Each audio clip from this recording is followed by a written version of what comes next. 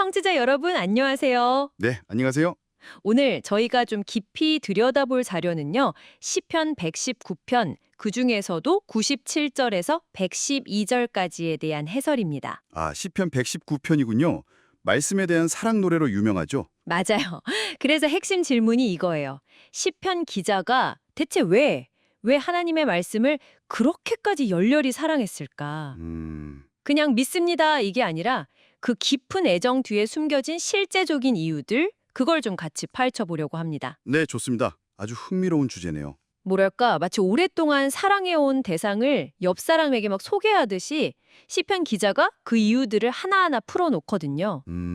자, 그럼 한번 시작해 볼까요? 네, 첫 번째 이유, 이거더라고요. 말씀이 세상 어디서도 얻을 수 없는 아주 독특한 지혜를 준다는 겁니다. 지혜. 네, 98절을 보면 주의 계명들이 항상 나와 함께 함으로 그것들이 나를 원수보다 지혜롭게 한다. 이렇게 말해요. 심지어는 세상의 스승이나 어르신들보다도 더 뛰어나게 만든다고 하니까 와, 이거 대단한 자신감 아닌가요? 그렇죠. 근데 여기서 주목할 점은 이 지혜가 그냥 머리로 하는 그런 지식이 아니라는 거예요. 아, 그런 게 아니다. 네. 뭐랄까 삶의 갈림길에서 악한 길은 피하고 바른 길에 딱 선택하게 하는 그런 실제적인 분별력, 이걸 준다는 거죠. 실질적인 능력이군요. 네. 그런데 더 중요한 포인트가 있어요. 이 지혜가 어디서 왔냐는 거죠.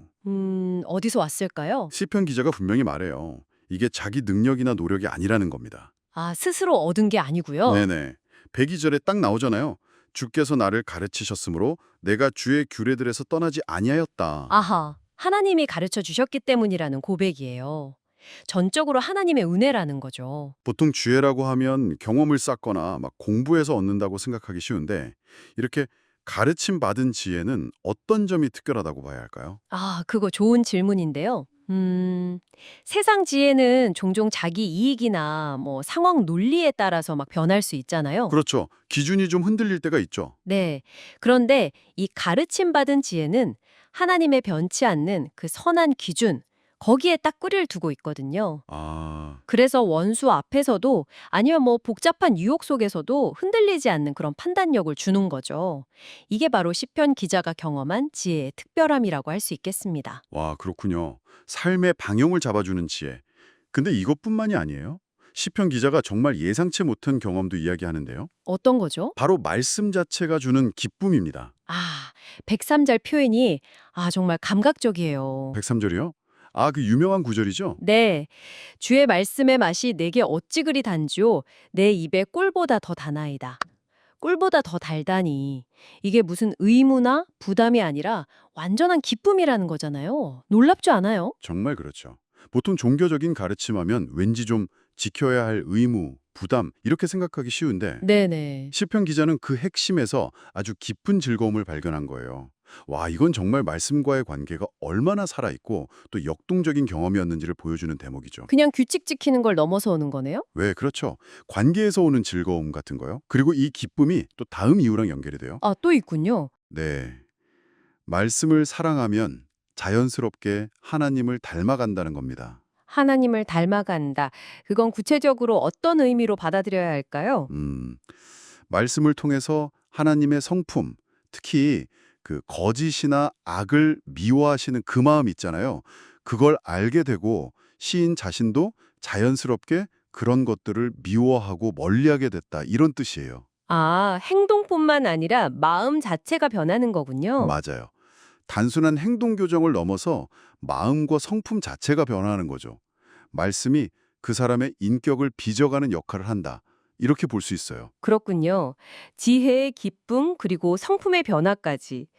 그런데요, 이 해설이 또 현실을 외면하지는 않더라고요. 어떤 점에서요? 이렇게 말씀을 사랑하고 지혜랑 기쁨을 누리고 하나님을 닮아가는 그 삶 속에서도 여전히 고난과 위기가 찾아왔다는 점을 분명히 하거든요.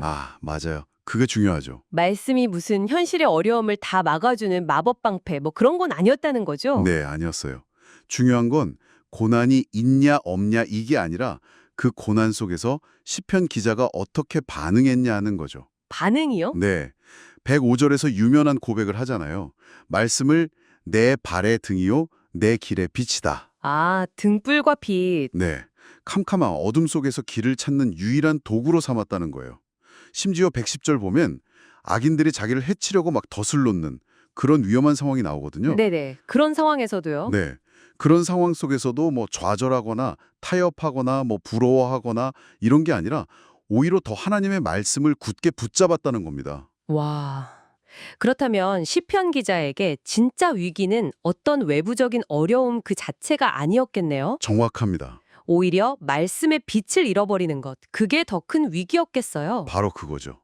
외적인 고난보다 더 두려웠던 건 그 상황 속에서 말씀의 가르침을 잊어버리고 방향을 잃는 것, 그거였던 거예요. 아, 그래서 끊임없이 말씀을 기억하고 지키려고 그렇게 애를 썼던 거죠. 이게 바로 고난을 대하는 그의 핵심적인 자세였습니다. 정말 대단한데요. 이렇게 말씀의 놀라운 유익과 힘을 깊이 경험했는데도 시편 기자는 자기가 완전하다고 생각하지 않았다는 점, 이것도 참 인상 깊었어요. 맞아요.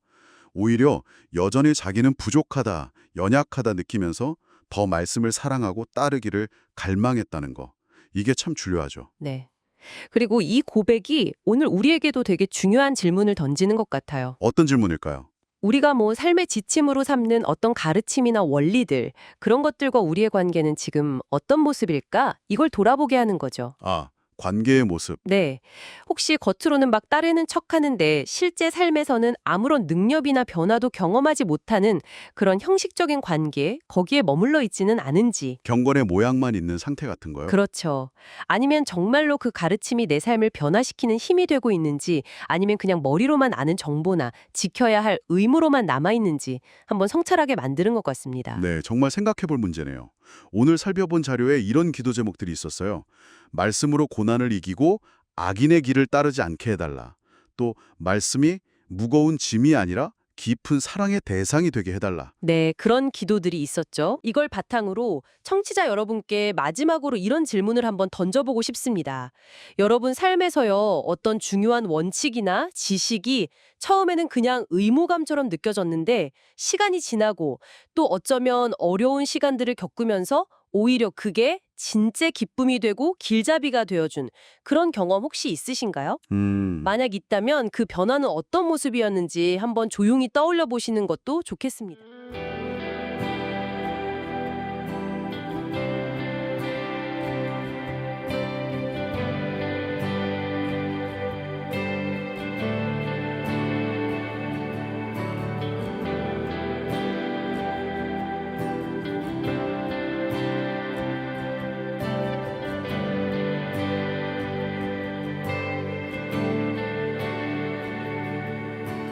주님의 뜻 알기 원하니 주의 길을 내게 가르치소서. 진리로 날 인도하시고 성령으로 나를 가르치소서. 주의 성령은 선하신 분이니